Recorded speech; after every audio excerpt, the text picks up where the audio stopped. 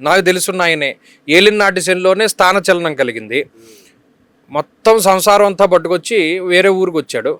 With in short స్పాన్లోనే 3-4 నెలల్లోనే మళ్ళీ transfer అయిపోయి మళ్ళీ వేరే ఊరికి వెళ్ళిపోతున్నాడు శని వక్రంలోనే. అంటే అంత ప్రభావాన్ని కూడా గ్రహాలు చూపెడతాయి. కాబట్టి ఆ శనేశ్వరుడు వక్రగతి కూడా చాలా ముఖ్యము. పెద్ద గ్రహాలు వక్రిస్తున్నప్పుడు, కుజుడు స్తంభించినప్పుడు, లేదా గురుడు అతిచారంలో ఉన్నప్పుడు ఆయా దశలు జరుగుతూ ఉన్నటువంటి వారు కూడా చాలా జాగ్రత్తగా చూసుకోవాలి. దీని ప్రభావం వారి మీద కూడా పడుతుంది, దేశ కాలమానాల మీద కూడా పడుతుంది. స్కై మ్యాప్ అంటే ఇప్పుడు స్కైలో ఆకాశంలో నక్షత్ర గ్రహమండలాలు ఉన్న స్థితిగతులు ఎలా ఉన్నాయో మహాభారత కాలంలో ఈ రకమైన స్కై మ్యాప్ ఉన్నప్పుడే విపత్తులు, యుద్ధాలు జరిగాయని చెప్తారు. ఇప్పుడు అలాంటిది ఇప్పుడు కూడా ఉందా? ఏమైనా అలాంటి పోలికలు ఏమైనా ఉన్నాయా? స్థితిగతులు అయితే అలా ఉండొచ్చు, కానీ ఎప్పటికప్పుడు మారుతూ ఉంటుంది. ఇప్పుడు ఉదాహరణకి నేను మీకు చెప్పాను, శృంగేరి శారదాపీఠంలో బ్రహ్మాండమైనటువంటి దేవాలయం, అంటే విద్యాతీర్థుల వారి యొక్క దాన్ని ఏమంటారు ఆలయం, అంటే అది సమాధి, వారి తాలూకు అధిష్టానాన్ని విద్యారణ్యుల వారు కట్టారు. విద్యాశంకరులు దేవాలయం కింద దాన్ని పెట్టారు. ఆ దేవాలయానికి ఒక విశేషం ఉన్నది. ఆ దేవాలయంలో 12 స్తంభాలు ఉన్నాయి. 12 స్తంభాల మీద 12 రాసులు పేర్లు చెక్కబడ్డాయి. ఆ బయట ఒక స్తంభం ఉంటుంది. ఆ స్తంభంలో సూర్యుడు ఏ రాశిలో ఉన్నారో ఆ స్తంభం తాలూకు నీడ లోపల ఆ రాశి మీద పడుతుంది. అంత అద్భుతమైనటువంటి కట్టడాన్ని విద్యారణ్యుల వాళ్ళు విద్యాతీర్థుల యొక్క అధిష్టానానికి వారు ఏర్పాటు చేశారు. మరి ఇప్పుడున్నటువంటి దేశకాలమాన పరిస్థితుల్లో మనకి సూర్యుడిలో ఉండేటువంటి మార్పులు, లేదా మిగతా గ్రహగతుల్లో ఉండే మార్పులు, అంటే కొంత పోస్చర్ అంటే పొజిషన్ పరంగా కొన్ని మార్పులు జరగడం వల్ల 12 పడట్లేదు, కొన్నే పడుతున్నాయి. సరే, కొన్నిసార్లు వాతావరణ మార్పులో కొన్నిసార్లు మరి అది ఆ కట్టడం 700 సంవత్సరంలో కట్టారు, మరి ఇప్పటికి అది 1200 సంవత్సరాలు అయిపోయింది. 1200 సంవత్సరాల తర్వాత కూడా ఇప్పటికీ పడుతూ ఉండడం గొప్ప విషయం చాలా. అయితే కొంత మార్పులు దాంట్లో మనం చూస్తున్నాం. ఇది వరకు ఎగ్జాక్ట్ గా పడేది ఒక 1000 ఏళ్ల క్రితం, ఇప్పుడు మారింది అంటే జియోగ్రాఫికల్ గా ఏదో మారుతుంది. కాబట్టి అప్పుడున్న స్థానాలే, అప్పుడున్న స్థితిగతులే ఇప్పుడు ఉన్నాయని చెప్పడానికి లేదు. అందులో ఏదైనా కొంత మార్పు జరిగి ఉండొచ్చు.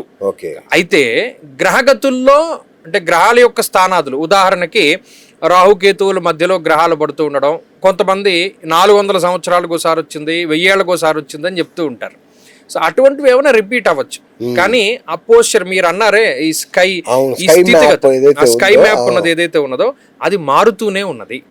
అంటే పలానా గ్రహం ఇక్కడే ఉంటుంది అని చెప్పడానికి ఉండదు, అది మూమెంట్ అన్నది జరుగుతుంది.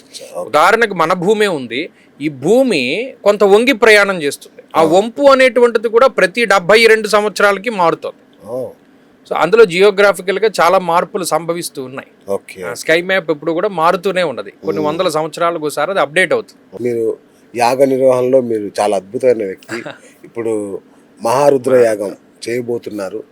అసలు యాగంతో వచ్చే మార్పులు ఏంటి గురించి? అసలు అంటే సూక్ష్మస్థాయిలో ప్రకృతిలో కానీ ఎక్కడైనా వచ్చే మార్పులు ఏంటి? అసలు యాగం ఎందుకు చేయాలి?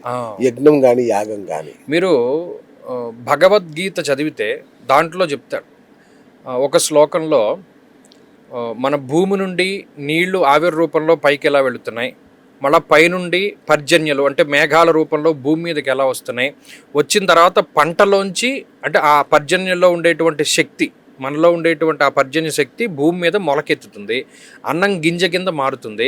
ఆ గింజలో ఉండేటువంటి శక్తే వీడి తీసుకుంటున్నాడు, వీడి ద్వారా మరలా అది సప్తధాతువుల్లోకి ప్రవేశించి మరలా వీర్యం రూపంలో, అది శక్తి రూపంలో ఇంకొకరికి జన్మనివ్వడానికి కారణమవుతుంది. అన్నాద్భవంతు పర్జన్య మనకి భగవద్గీతలో శ్లోకం ఉంటుంది. అలాగే యజ్ఞో వై విష్ణు అన్నారు, అంటే విష్ణువు స్థితికారకుడు.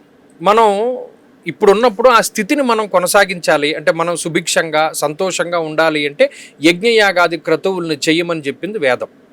ఆ యజ్ఞయాగాది క్రతువులు చేయడానికి ఇప్పుడు మనకి ఏం సపోర్ట్ ఉంది? ఇప్పుడు ఉదాహరణకి మేము ఇప్పటికే 5-6 మహారుద్ర యాగాలు చేసాము. ఇప్పుడు పలానా ప్రభుత్వం మాకు సపోర్ట్ని ఇచ్చిందా? లేదు.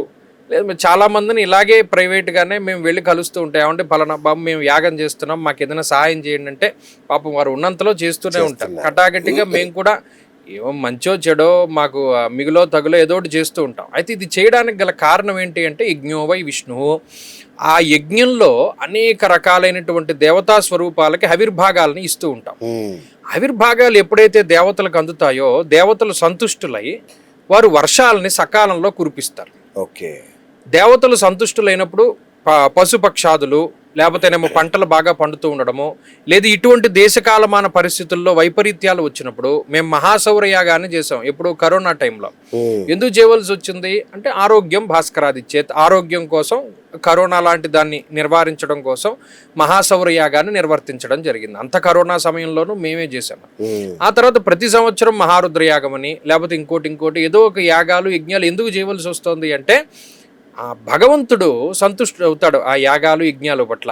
యజ్ఞోవై విష్ణువు అంటే స్థితికారకుడు విష్ణువు కాబట్టి మనం భూమి మీద ఆనందంగా జీవనాన్ని గడపడానికి భగవంతుడు మనకి సహాయం చేస్తాడు సంతుష్టులై. అందుకని యజ్ఞయాగాది క్రతువులు జరుగుతూనే ఉండాలి. అయితే ఇప్పుడున్నటువంటి కాలంలో ఒక యజ్ఞం చేయడం, ఒక యాగం చేయడం అంటే 3 రోజుల పాటు త్రయాహ్నిక దీక్షగా చేస్తున్నాం. ఇప్పుడు మన యాగమే ఉంది మహారుద్ర యాగం. ఆగస్టు 10, 11, 12 తారీఖులు. ఎందుకు ఆ రోజే పెట్టారు అంటే సోమవారం ఆరుద్ర నక్షత్రం కలిసి వచ్చింది 10వ తారీఖు. చాలా విశేషమైనటువంటిది. తర్వాత రోజేమో అంటే ఇదే రోజు త్రయోదశి తిథి, తర్వాత రోజేమో మాస శివరాత్రి, తర్వాత రోజు అమావాస్య. 3 వరుసగా వచ్చాయి. చాలా రేర్ కాంబినేషన్. ఈ త్రయోదశి తిథి రోజున ఏం చేస్తాం మేము, యాగం ప్రారంభం చేసుకుని గణపతి, లక్ష్మీ గణపతి, నవగ్రహ నక్షత్ర హోమాలన్నీ చేసుకుని విశేషంగా నందికి అభిషేకం చేస్తాం. త్రయోదశి నంది అభిషేకం చాలా అసలు ఎంత గొప్పగా చెప్పారంటే దాన్ని మించింది లేదు. అంటే ఇంక జాతక దోషాదులు ఏవో అనేక రకరకాల దోషాదులు మనల్ని వదలట్లేదు అనుకున్నప్పుడు నందికి అభిషేకం చేయమన్నాడు. త్రయోదశి రోజున అందులో మహారుద్రంలో నందికి అభిషేకం చేయడం అన్నది చాలా విశేషం. అది చేసి మాస శివరాత్రి రోజున ఇదే పరమశివుడికి విశేషంగా అభిషేకాలు హోమాలు చేస్తూ లీలా కళ్యాణం చేస్తాం. శివుడి యొక్క లీలా కళ్యాణం అది కూడా చాలా విశేషమైనటువంటి. చివరాఖర అమావాస్య రోజున అమ్మవారి యొక్క ఆరాధన.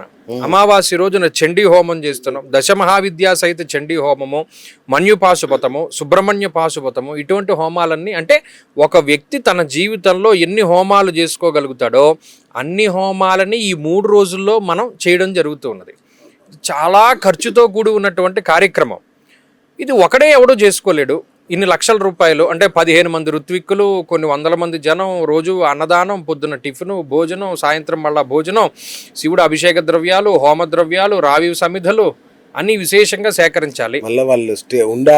వాళ్ళు ఉండడానికి వసతి సౌకర్యాలు అవి ఇవ్వాలి. బ్రాహ్మణులకి వస్త్రాలు సమర్పణం చేయాలి. వచ్చిన వాళ్ళకి ఏదైనా సత్కారం చేయాలి. వచ్చిన వాళ్ళందరికీ ప్రసాదం పెట్టాలి. అంటే 3 రోజుల పాటు దానికి మళ్ళా విశేషంగా ఇవన్నీ చేస్తూ ఉండాలి. దేవాలయానికి కూడా మనం ఏదైనా చేయాలి.